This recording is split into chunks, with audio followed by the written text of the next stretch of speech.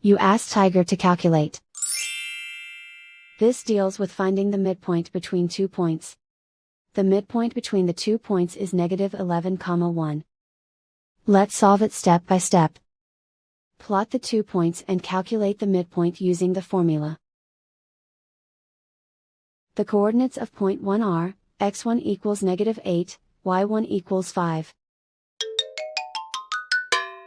The coordinates of point 2 are, x2 equals -14, y2 equals -3.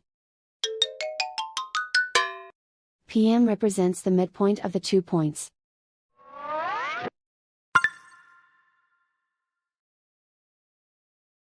Use the x values in the midpoint formula to find the midpoints x. x1 equals -8. x2 equals -14. Simplify the arithmetic.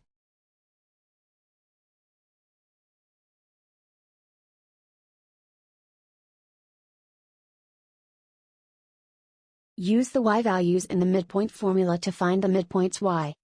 y1 equals 5. y2 equals -3. Simplify the arithmetic.